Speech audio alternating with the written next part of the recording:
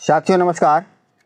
आइए आज हम लोग बात करेंगे कि जो 7th फेज़ की जो बहाली आने वाली है उसमें बहुत सारे लोगों का ऐसा मानना है कि ये बहाली एकेडमिक पे होगा, कुछ लोगों का मानना है कि नहीं ये बहाली एसटीईटी मार्क्स पे होगा। हम आज उसी के बारे में डिटेल चर्चा करने वाले हैं कि एसटीईटी मार्क्स पे बहाली की कितनी है पॉसिबिलिटी। आइए सभी कंक्लूजन पे हम लोग बात करेंगे, तो आप वीडियो में बने रहिएगा। एक एक करके हम सभी बिंदु पे चर्चा करेंगे, ठीक है साथियों। तो एसटीईटी मार्क्स पे बहाली की क्या है पॉसिबिलिटी, हम लोग इसी पे बात करेंगे। देखिए ये एक नियुक्ति नियमावली जो है ये हाल फिलहाल में ही पब्लिश हुआ है। ये देखिए ये नियुक्ति नियमावली हम लोगों का नहीं, ये है मदरसा शिक्षा बोर्ड का, ठीक है। हम लोग देखिए कंक्लूजन पे बात करेंगे। सभी लोग जानते हैं कि अभी नियुक्ति नियमावली जो 7th फेज के लिए है अभी उसके बारे में कोई चर्चा नहीं है, तो हम लोग उसके पॉसिबिलिटी पे बात करेंगे। ये सब उसी को एक सहारा देने का काम करेगा। तो ये देखिए मदरसा शिक्षा बोर्ड का नियुक्ति नियमावली है, ठीक है। हम लोग संक्षेप में इसको देखेंगे।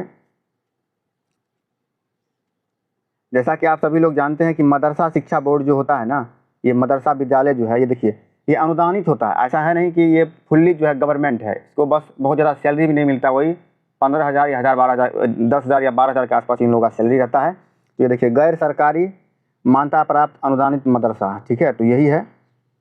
अब देखिए तो सबसे बड़ी बात यहाँ पे सामने इसमें पोस्ट दिया हुआ है कि फलाना फलाना पोस्ट पे बहाली आएगा। तो देखिए हमको इससे कोई मतलब नहीं है, हमको जो मतलब है ना उस पर हम लोग देखिए चर्चा करेंगे। देखिए यहाँ देखिए, हाँ ये देखिए यहाँ पे मिल गया। यहाँ पे देखिए ख नंबर पॉइंट है, इसको देखिए। कहता है कि मदरसा के सहायक शिक्षक, लिपिक एवं विद्यालय परिचारी के पदों पर सीधी नियुक्ति विभाग द्वारा जिला के लिए तैयार किए जाने वाले वेब पोर्टल के माध्यम से किया। जी ये देखिए, यानी कि मदरसा विद्यालय की भी अब शिक्षकों की बहाली ऑनलाइन बहाली होने जा रही है। उसमें भी कैसे, वेब पोर्टल के माध्यम से। ये देखिए यहाँ पर कि वेब पोर्टल के माध्यम से ऑनलाइन आवेदन प्राप्त किए जाएंगे। समझ में आप लोगों को आ ही गया होगा। और ये देखिए फिर 2 नंबर पॉइंट को पढ़िए कि प्राप्त आवेदन पत्रों के आधार पर मेधा सूची एवं चयन का सूची निर्माण वेब पोर्टल के माध्यम से किया जाएगा। मेधा सूची की वैधता 1 वर्ष की। वाह क्या बात है। ये देखिए यानी कि अब आप लोग कंफर्म हो गए हैं कि मदरसा विद्यालय की बहाली भी ऑनलाइन सेंट्रलाइज होगी। तो क्या लगता है 7th फेज में जो शिक्षकों की बहाली होगी बिहार में इतने बड़े पैमाने पे, क्या उसकी बहाली नियोजन इकाई के माध्यम, ये ऑफलाइन जो होगा फॉर्म लिया जाएगा? बिल्कुल भी नहीं। उसके लिए भी ऑनलाइन वेब पोर्टल के माध्यम से ही आवेदन लिया जाएगा, जैसा कि न्यूज़ आप लोगों को पहले ही पता है। ये तो अब 100% कन्फर्म हो गई कि बहाली के लिए आवेदन ऑनलाइन सेंट्रलाइज लिया जाएगा और मेधा सूची का भी जो निर्माण है वो वेब पोर्टल के माध्यम से ही किया जाएगा। जैसे मदरसा में भी आप देख लिए, ठीक है। अब हम लोग ज़रा इसमें आगे हाँ ये देखिए यहाँ मेधा अंक एवं मेधा सूची का देखिए निर्माण जो है वो कैसे किया जाएगा, हम लोग इस पर भी चर्चा करें। यहाँ से इंपॉर्टेंट पॉइंट निकल के आ जाएगा। जैसा कि आप जानते हैं कि मदरसा विद्यालयों में शिक्षकों के लिए किसी भी टीईटी पास होना, बिहार टीईटी या सीटीईटी, ये अनिवार्य नहीं है कि हाँ आपको होना ही है तभी आप इसमें भाग लेते हैं। ऐसा कुछ भी नहीं है। एकेडमिक के आधार पर आप इसमें भाग ले सकते हैं। यदि टीईटी आप सीटीईटी या फिर एसटीईटी पास है तो उससे क्या होगा, हम लोग उस पर चर्चा करें। देखिए कहता है 9 नंबर पॉइंट में, यहाँ देखिए 1 नंबर में सहायक शिक्षक के लिए मेधा अंक की गणना न्यूनतम शैक्षणिक अर्हता और शैक्षणिक उपाधियों में प्राप्तांकों की औसत के आधार पर की जाएगी, ठीक है। यानी कहने का मतलब है कि न्यूनतम शैक्षणिक अर्हता जैसे बीए बीएड हो गया, मैट्रिक इंटर हो गया, और शैक्षणिक उपाधियों जैसे शैक्षणिक उपाधि का मतलब हो गया जो अभी आपका ट्रेनिंग है, ठीक है, उसके आधार पर की जाएगी, ठीक है। वैसे मामले जहां प्रशिक्षण के आधार पर नियोजन नहीं हो रहा है वहां मात्र न्यूनतम शैक्षणिक अर्हता के प्राप्तांक के प्रतिशत के आधार पर मेधा बनेगा। यानी कि जहां पे ट्रेनिंग का जो सर्टिफिकेट जैसे बीएड है डीएलएड है इसकी मांग नहीं है, तो वहाँ पे सिर्फ जो न्यूनतम क्वालिफाइंग है जैसे इंटर है या मैट्रिक है या बीए है, तो उसी के आधार पर, उसी के अंकों के आधार पर ये आपका मेधा सूची बनेगा। आइए आगे देखिए, ये बहुत इंपॉर्टेंट पॉइंट बन के आया है। जी हाँ ये देखिए 5 नंबर पॉइंट, यहाँ से हम लोगों का कंक्लूजन निकलेगा, ठीक है। कहता है इसमें देखिए वास्तानिया है ना, ये अब वास्तानिया क्या है, तो ये देखिए इन लोगों का नाम होता है, जो शिक्षकों का नाम होता है ना वही है। वास्तानिया स्तर पर नियोजन में देखिए सीटीईटी या टीईटी उत्तीर्ण अभ्यर्थियों को प्राथमिकता दी जाएगी। इसी प्रकार फौकानिया एवं मौलवी स्तर पर एसटीईटी उत्तीर्ण अभ्यर्थियों को नियोजन में प्राथमिकता दी है। अब देखिए यहाँ से कंक्लूजन निकालिए। यदि आप इसमें फॉर्म डालते हैं और ऊपर में लिखा गया है कि मेधा सूची का निर्माण कैसे होगा, शैक्षणिक अर्हता में आपका जो है ट्रेनिंग वाला और उसके बाद जो एकेडमिक वाला, इन दोनों का मार्क्स जोड़ करके और उसी का जो है एवरेज निकाला, जैसे डिवाइडेड बाय 2, यानी कुल मिलाकर के ये कहिए कि जो सिर्फ आपका एकेडमिक है और ट्रेनिंग है उसी को जोड़ करके और उसका एवरेज परसेंटेज निकाल दिया, उसके आधार पर आपकी बहाली होगी। लेकिन यदि आप टीईटी पास हैं, ठीक है, यदि आप टीईटी पास हैं या एसटीईटी पास हैं, भले आप एकेडमिक में कितना भी टॉपर्स क्यों नहीं हो, तब तक उसकी बहाली नहीं होगी जब तक कि ये कैंडिडेट मिलना बंद ना हो जाए। यानी कहने का मतलब यदि उसके पास टीईटी, सीटीईटी या एसटीईटी पास कैंडिडेट पर्याप्त है, उधर से कोई भी कैंडिडेट को नहीं लिया जाएगा, सारे कैंडिडेट को इधर से ही लिया जाएगा। देखिए कंक्लूजन पे आप विचार करिएगा कि कितना अधिक प्राथमिकता दिया जा रहा है टीईटी या एसटीईटी को। यदि आप टीईटी एसटीईटी वाला कोई भी कैंडिडेट आएगा, सबसे पहले उसी को पकड़ेगा कि नहीं, हम सबसे पहले आप ही को बहाल करें, भले आप मैट्रिक में, इंटर में, बीए में, बीएड में आप टॉपर्स ही क्यों नहीं हैं, उससे हमको कोई मतलब नहीं है। यदि आपके पास ये सर्टिफिकेट है, सबसे पहले हम इसको लेंगे। तो देखिए विभाग का रुझान देखिए आप, जब एक मदरसा विद्यालय में शिक्षकों के लिए ऑनलाइन बहाली ली जा रही है, ऑनलाइन मेधा सूची का निर्माण होगा, और यदि आप टीईटी या एसटीईटी हैं तो सबसे पहले उसको प्राथमिकता दी जाएगी, यानी सबसे पहले हम उसकी बहाली करेंगे। चलिए अब विगत बहालियों में हम लोग थोड़ा चर्चा कर लेते हैं। आइए नियुक्ति नियमावली थोड़ा 2020, ये देखिए नियुक्ति नियमावली ये है 2020। सबसे बड़ा सवाल इसी पे हमेशा खड़ा हो रहा है छात्रों का। तो देखिए जैसा कि आप जानते हैं कि नियुक्ति नियमावली 2020 सिर्फ और सिर्फ एकेडमिक को ही बल देता है। कहने का मतलब आपको शिक्षक बनना है, आप जो है पात्रता परीक्षा में भले आप टॉपर्स क्यों नहीं है, आपको 140 नंबर क्यों नहीं है, 150 में 150 नंबर क्यों नहीं है, कोई फर्क नहीं पड़ता।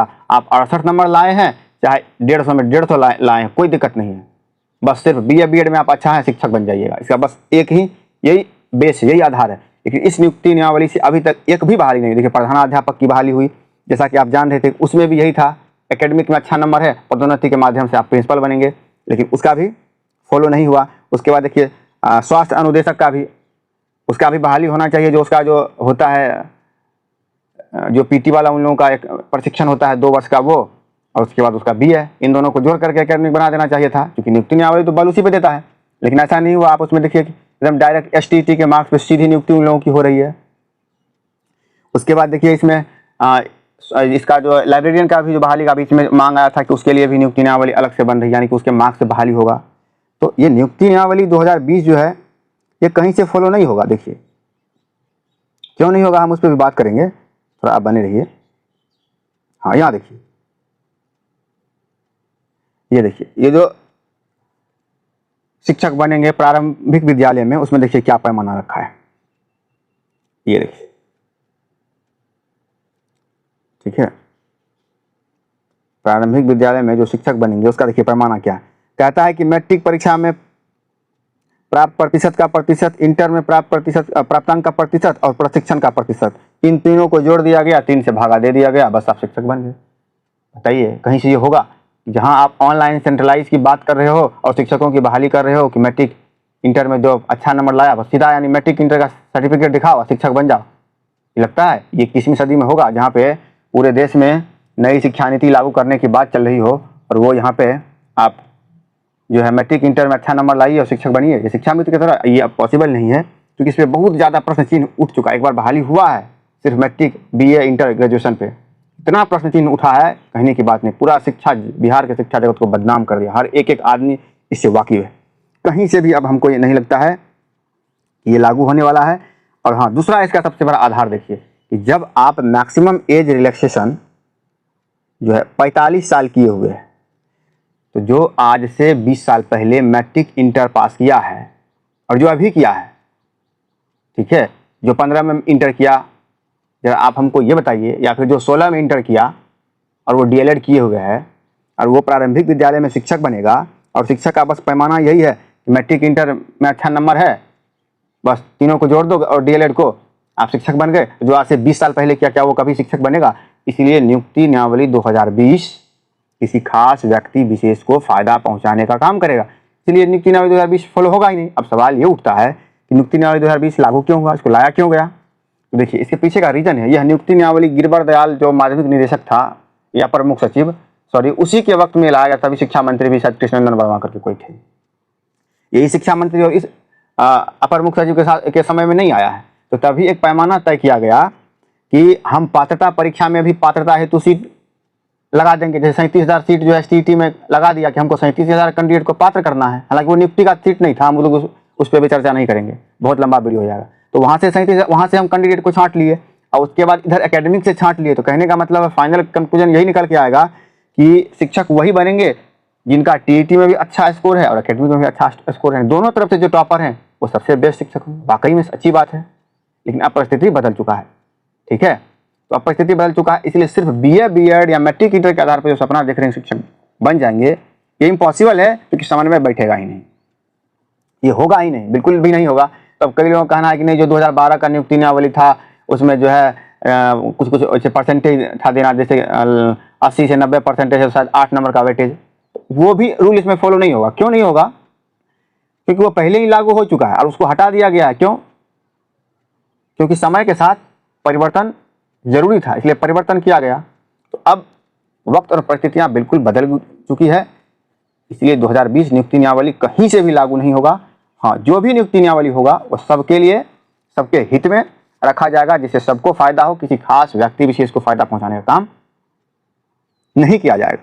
और रही बात STET मार्क्स पे, तो देखिए यदि STET मार्क्स से विभाग बहाली करती है तो इसमें कोई अड़चन और कोई बाधा नहीं होगा, क्योंकि फिजिकल इंस्ट्रक्टर देखिए PT करवाने वाले शिक्षक की बहाली आप कंपटीशन के तर्ज पर कर रहे हो, प्रधानाध्यापक की बहाली आप BPSC के माध्यम से कर रहे हो, और माध्यमिक उच्च माध्यमिक जो शिक्षक पढ़ाएंगे, कितनी शर्म की बात है, आप उसकी बहाली कर रहे हो सिर्फ BA BEd पे। ये होगा ही नहीं भाई, बोलने में शर्म आता है, और उसमें ऑनलाइन सेंट्रलाइज में ऐसी प्रोसेस खोटू हो जाएगा, पूरा भीषण बदनामी हो जाएगी। ये होगा ही नहीं, इसलिए इम्पॉसिबल है, बिल्कुल नहीं हो सकता है। इसलिए आप लोग इस बात को लेकर के 100% निश्चिंत रहिए कि BA BEd पे बहाली, मैट्रिक इंटर पे बहाली नहीं हो सकता है। साथियों, परेशान होने की कोई बात नहीं है। यदि सरकार की ऐसी कोई नीति रहती है, बहुत जोरदार जवाब दिया जाएगा। हालांकि समय से पहले कुछ कहना बिल्कुल भी उचित नहीं होगा, इसलिए सर्विस रूल 2020 फॉलो नहीं। हाँ, एक बात और बहुत इंपॉर्टेंट, देखिए इस शिक्षा मंत्री के शासनकाल में एक रूल लाया गया है, बहुत अच्छा है वो, कि हर के लिए अलग अलग देखिए नियुक्ति नियमावली बन रहा है। जैसे देखिए फिजिकल इंस्ट्रक्टर के लिए नियुक्ति नियमावली अलग बन गया, प्रिंसिपल के लिए नियुक्ति नियमावली अलग हो गया। देखिए मदरसा विद्यालयों में शिक्षकों की बहाली के लिए नियुक्ति नियमावली अलग हो गया, यानी सबके लिए सेपरेट कर दिया जा रहा है। उसी तरह से देखिएगा माध्यमिक उच्च माध्यमिक का भी नियुक्ति नियमावली अलग हो जाएगा, प्राइमरी मिडिल का भी नियुक्ति नियमावली अलग होगा। एक बिल्कुल फेयर जो है 100% फेयर के साथ शिक्षकों की बहाली होगी, कहीं से कोई बाधा नहीं हो, कोई समस्या नहीं हो। इसी तरह शिक्षकों की बहाली होगी, किसी को कहीं से कोई घबराने की बात नहीं है। बहुत लोग सोच रहे थे क्या मेरिट कोर्ट से हार गया, ये हो गया वो हो गया, ऐसा मेरे साथियों ऐसा कुछ भी नहीं हुआ है। मेरिट कोर्ट से बिल्कुल भी नहीं हारा है, क्योंकि सभी लोग आप जानते हैं कि आपका विज्ञापन STET 19 का विज्ञापन कहीं से नियुक्ति की मांग नहीं करता। उस दिन भी जो बहस हो रहा था विपिन मिश्रा के केस में, जज साहब का एक ही कहना था, क्या इस मेरिट के आधार पर हम आपको नियुक्ति दे दें, क्या यह आपकी नियुक्ति की परीक्षा है? कोई जवाब ही नहीं था। तो उस लोगों का नोटिफिकेशन उल्लंघन कहाँ हो रहा है? क्या आपको नियोजन इकाई में जाने से कोई रोक रहा है क्या? जिन लोगों ने न्यूनतम क्वालिफाइंग मार्क्स लाया है, आप उसको कैसे डिस्क्वालीफाइड कर सकते हो? नॉट मेरिट वाला डिस्क्वालीफाइड होगा ही नहीं, कोई आधार ही नहीं था। आप क्या मांग करोगे कि हमें नियुक्ति मिल जाए? सीधे नियुक्ति की परीक्षा थी। वही बात तो शिक्षा मंत्री भी बोल रहा था और जज साहब भी वही बात बोल रहे थे। इसलिए केस का कोई आधार नहीं था। 5 मिनट भी उस केस को देखने के लिए जज साहब तैयार नहीं थे। बहुत प्रेयर किया गया तो कुछ पॉइंट को सुने, लेकिन कोई कंक्लूजन उससे नहीं निकला। क्यों? क्योंकि वो नियुक्ति की परीक्षा नहीं है। शिक्षकों की नियुक्ति नियमावली के तहत होता है, उसका अलग प्रोसेस है। और आपके विज्ञापन में कहीं नहीं लिखा हुआ है कि 37,000 सीटों पर नियुक्ति हेतु आपसे आवेदन मांग रहे हैं। 37,000 सीटों पर स्पष्ट लिखा हुआ पात्रता हेतु आवेदन मांग रहे हैं। परिस्थिति बदल चुकी है, हम ज़्यादा उस पर चर्चा नहीं करेंगे। अब जो बीत गई सो बात गई। आगे हम लोगों को सोचना है कि करना कैसे है। कहीं से किसी को घबराने की कोई बात है नहीं। ये बहाली बिल्कुल BA BEd पे नहीं होगा, ये कंफर्म रहिए। वो वक्त के हाथ में है कि किस तरह से बहाली होता है, लेकिन इतना कंफर्म रहिए कि मेधावी छात्रों को ध्यान में रख करके ही बहाली होगी। ठीक है साथियों, तो आज के लिए इतना ही। फिर मिलेंगे हम लोग किसी और मुद्दे को लेकर के।